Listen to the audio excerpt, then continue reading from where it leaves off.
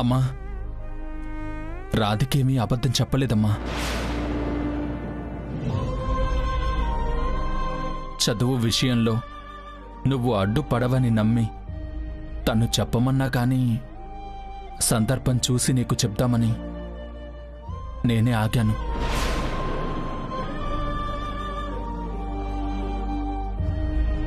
చదువుకోవడం తప్పు కాదు కదమ్మా. చదువుకోవడం తప్పు కాదు, కానీ నాకు చెప్పకుండా చదువుకోవడం తప్పు.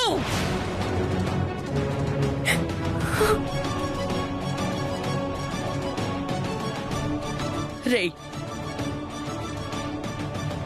మీరిద్దరూ బావుండాలని, సంతోషంగా ఉండాలని రోజు నేను ఎంతమంది దేవుళ్ళకి మొక్కుకుంటున్నాన్రా.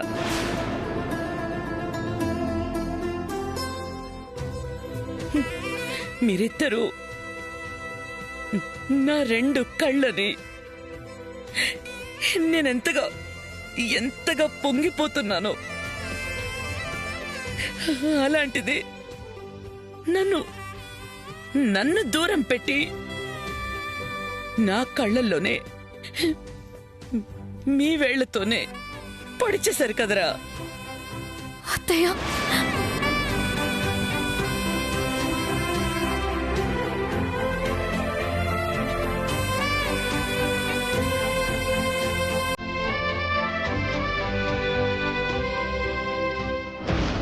నా కొడుక్కి ఏ లోటు రాకుండా చూసుకోమని, వాణ్ణి కంటికి రెప్పలా కాపాడుకోమని నీకు చెప్పి నిన్ను నమ్మి వెళ్తే నువ్వేం చేశావు?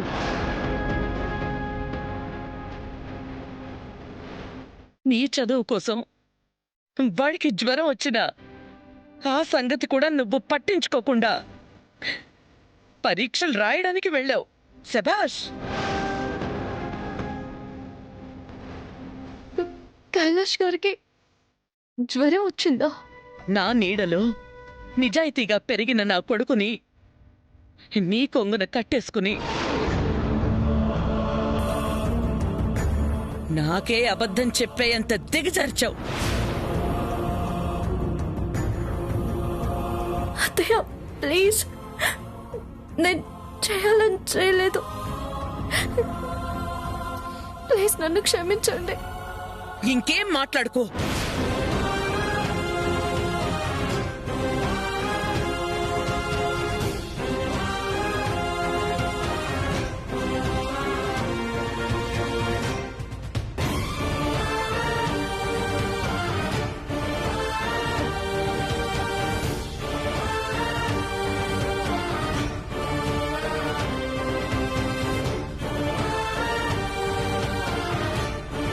సారీ రాధిక, నా మూలంగా నువ్వు అమ్మ చేత చెంపదెబ్బ తిన్నావు. చెంపదెబ్బదే ఉందిలేండి, కొద్దిసేపటికి నొప్పి తగ్గుతుంది. అత్తయ్యకి చెప్పాకే నేను చదువుకుంటానంటే మీరు అశ్రద్ధ చేశారు.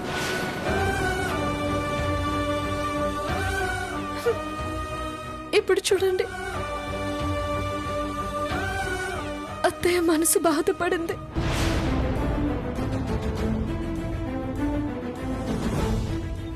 ఆవిడ నన్ను కన్న కూతుర్లో చూసుకుంటుంటే నేను మోసం చేశానన్న భావనతో అత్తయ్యకు కోపం వచ్చింది.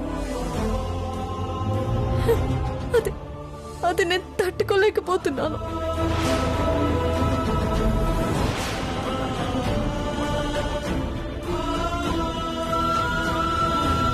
రాధిక,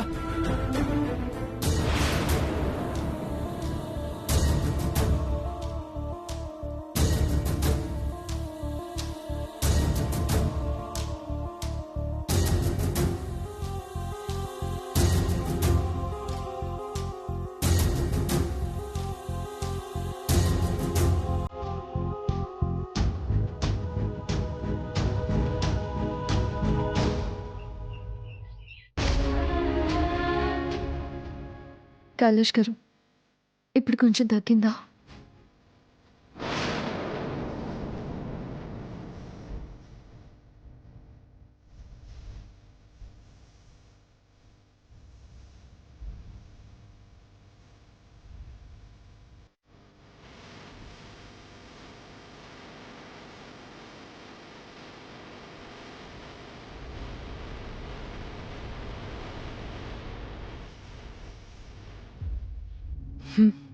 టెంపరేచర్ నార్మల్గానే ఉంది.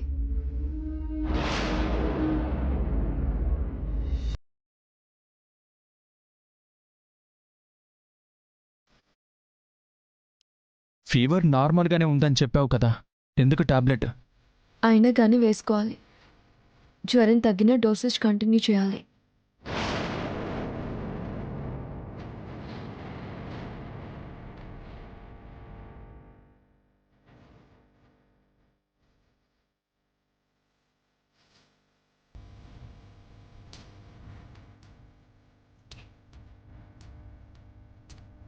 ఓకే అండి, కొంచెం రెస్ట్ తీసుకోండి, నేను ఇప్పుడే వస్తాను.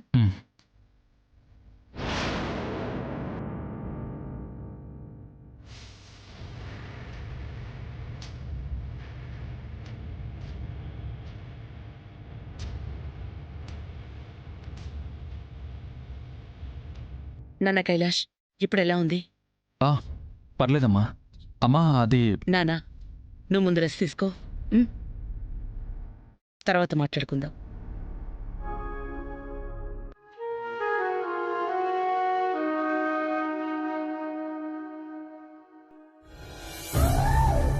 అబ్బబ్బబ్బబ్బా, ఇప్పుడు నాకెంత సంతోషంగా ఉందో.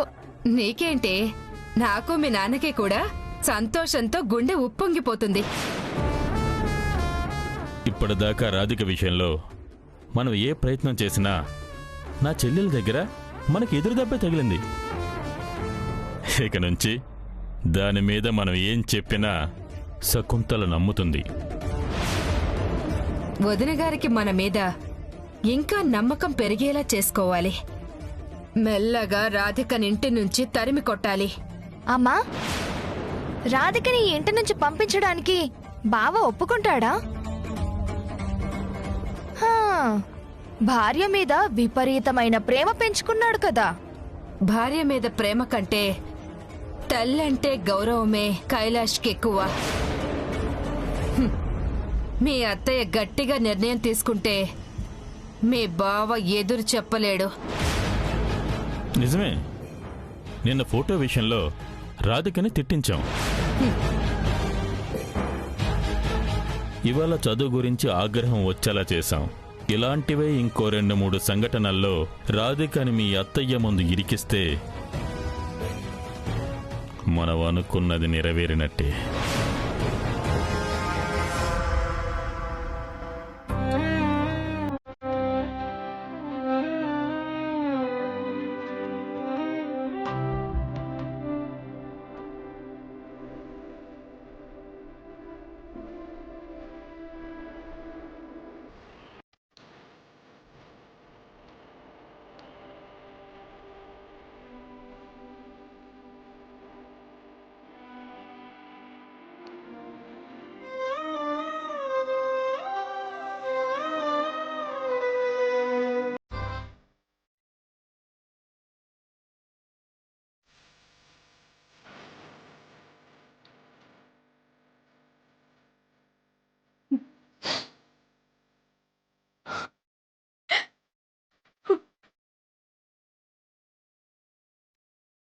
అత్తయ్య,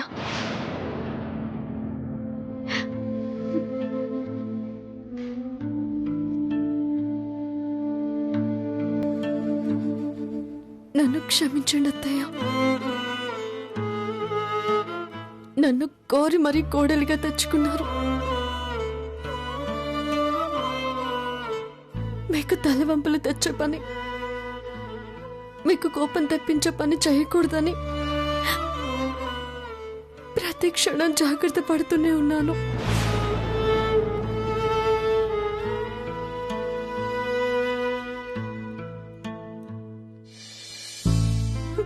నా చదువు విషయంలో మీకు చెప్పాలనుకుని చెప్పలేకపోయాను. ఏదేమైనా నా మూలంగా తప్పు జరిగింది. నేను మీ మనసు కష్టపెట్టాను. ప్లీజ్ అత్తయ్య, నన్ను మన్నించండి.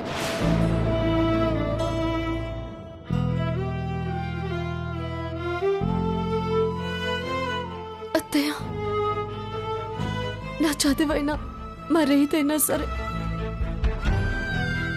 మీకు గౌరవం పెంచేదైతేనే, మీకు నచ్చితేనే నేను చేస్తాను తప్ప లేదంటే చేయను.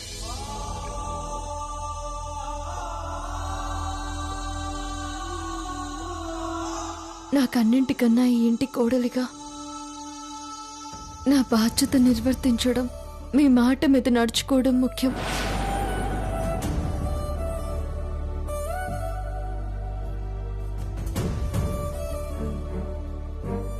నా చదువుని ఇప్పుడే వదిలేస్తాను.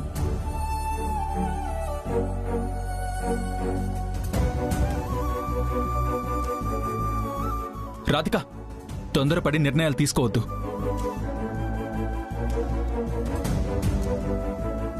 ప్లీజ్ కైలాష్ గారు, జరిగింది చాలు, ఇంకా అడ్డుపడకండి. రాధిక, దీనిలో నీ తప్పే ఉంది. కైలాష్ గారు, ఇక్కడ తప్పెవరిది అనేది కాదు. అత్తయ్యకు నచ్చని పని ఈ ఇంట్లో ఏది జరగడానికి వీల్లేదు.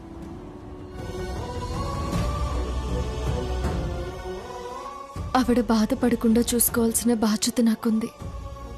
అన్నింటికంటే ముందు నేను ఈ ఇంటి కోడల్ని. నేను ఆ పరివే కాపాడాలి. అదే నా ధర్మం.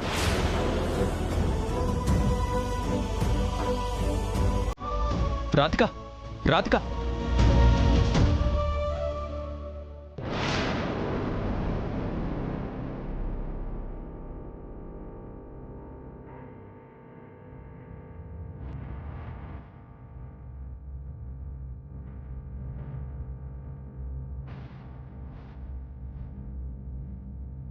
అమ్మా, నీకెలా చెప్పాలో నాకు అర్థం కావడం లేదు. నిన్ను ఎదిరించి నిర్ణయాలు తీసుకోవాలనేది నా ఉద్దేశం కాదమ్మా. అసలు నేను ఏం చెప్పాలనుకున్నానంటే, నువ్వేం చెప్పక్కర్లేదు నాన్న. అమ్మా, ఇన్నాళ్ళు నేను ఏదడిగినా నువ్వు కాదనకుండా ఇచ్చావు. నాది ఒక్కటే కోరిక, రాధిక డాక్టర్ అయితే చూడాలని. ఆ విషయంలో కూడా నిర్ణయం నీదే. దానికే కట్టుబడి ఉంటాను, అంతేకాని వ్యతిరేకంగా వెళ్ళను.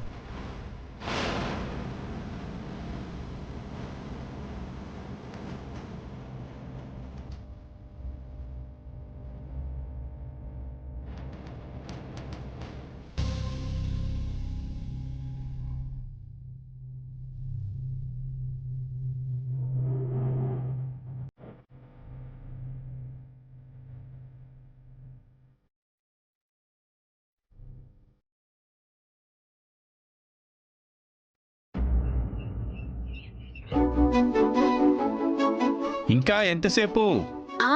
ఇదిగో వచ్చేస్తున్నామండి. వేడి వేడిగా టమాటా పప్పు రెడీ. బాబు, వద్దు వద్దు అంటున్నా వినిపించుకోకుండా గరిటె చేత పట్టావు. ధైర్యం చేయొచ్చంటావా? ఈ గురువుగారి సూచనలు పాటిస్తూ ఈ శిష్యుడు చేసిన వంటకం. నా చేతి కాఫీ రుచిని పూర్తిగా మర్చిపోయి ఈ వంటకాన్ని రుచి చూడండి.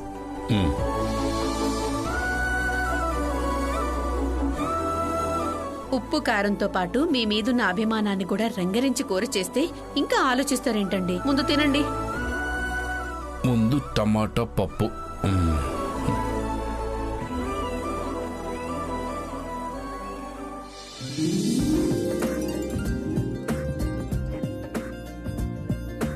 తినండి తినండి తినండి.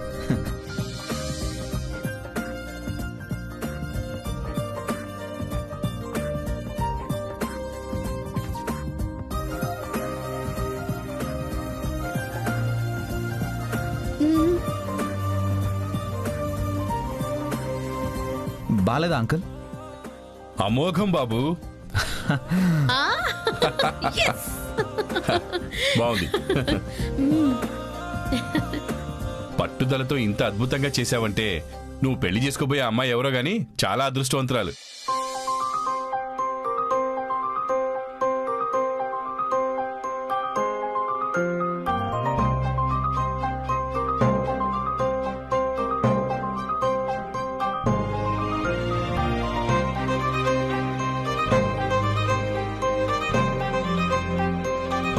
అమర్, ఒక్కసారిగా నీలో ఉన్న హుషారంతా ఆవిరైపోయింది. ఏవైంది అమర్? పెళ్లి మాట ఎత్తగానే ఎందుకలా అయిపోయావు బాబు? నా ప్రేమ నాకు దూరమైన మరుక్షణమే పెళ్ళి అనే మాటకి తెరదించేశాను అంకుల్.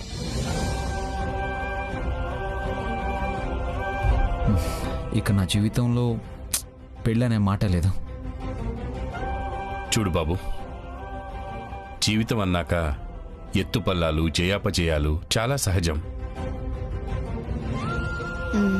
ప్రేమ గెలిచినా ఓడినా ముందుకు సాగే ధైర్యాన్ని గుండె నిండా నింపుకోవాలే గాని మన భవిష్యత్తుకు అడ్డుపడే శక్తిగా మార్చుకోకూడదు.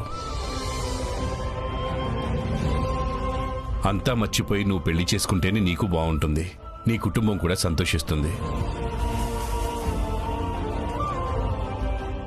అమర్, పెళ్ళి నీకొక తోడునివ్వడమే కాదు, నీ గతం తాలూకు గాయాన్ని కూడా మాన్పుతుంది. మా మాట విని పెళ్లి చేసుకో. మీరు చెప్పింది కరెక్టే కావచ్చు ఆంటీ, కానీ భవిష్యత్తులో ఎప్పుడైనా నేను పెళ్లి చేసుకున్న అమ్మాయికి నా ప్రేమ గురించి తెలిసి అపార్థం చేసుకుంటే కలతలు మొదలవుతాయి. అది ఇద్దరికీ నరకమేగా. అలా జరగదని నేను గట్టిగా నమ్ముతున్నాను బాబు. ఎందుకంటే నీది చాలా మంచి మనసు, స్వార్థం లేని ప్రేమ. నీ గతం గురించి తెలిసినా కూడా నీలాంటి వాడు భర్త అయినందుకు నిన్ను చేసుకున్న అమ్మాయి ఆనందిస్తుంది గాని బాధపడదు, నిన్ను బాధ పెట్టదు. ఇంకా ఏంటి బాబు ఆలోచిస్తున్నావు? ఏమో ఆంటీ, మీరిద్దరూ ఎంత చెప్పినా ఎందుకో పెళ్లి గురించి నా మనసు అంగీకరించడం లేదు. ఎందుకు బాబు? అంటే నువ్వు ప్రేమించిన అమ్మాయిని నువ్వు ఇంకా మర్చిపోలేకపోతున్నావా? నీ ప్రేమని నీ మనసులోంచి తీసేయలేకపోతున్నావా? ఆహా, చచా, అదేం కాదు అంకుల్.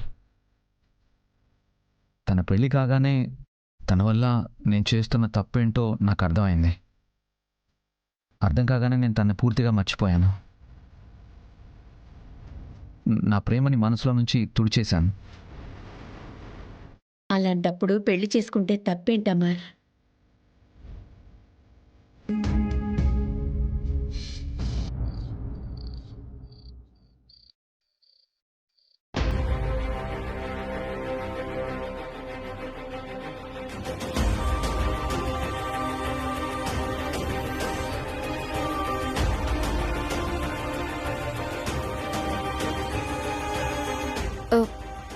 రెండత్తయ్య గారు కూర్చోండి, భోజనం వడ్డిస్తాను. ఒక్క నిమిషం. కైలాష్, కైలాష్! అమ్మా,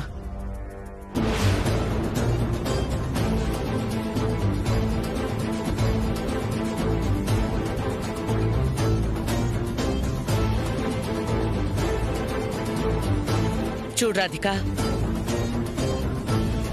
చిన్నప్పటి నుంచి నా కొడుకుని నేను చాలా గారాబంగా పెంచుకున్నాను.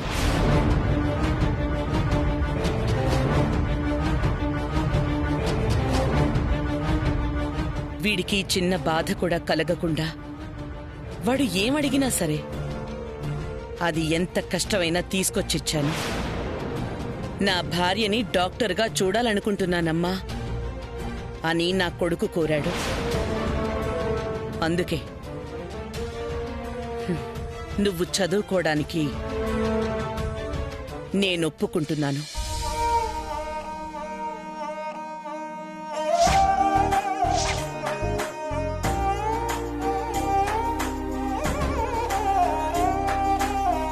వద్దత్తయ్య గారు,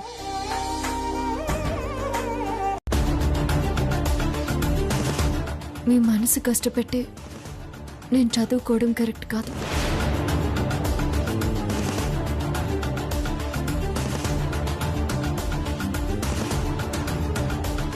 చూడమ్మా, నా కొడుకు మనసు నేనస్సలు కష్టపెట్టను. వీడు ఆశపడ్డాక నేను నీ గురించి ఆలోచించాను. నువ్వు మెడిసిన్ పూర్తి చేస్తున్నావు.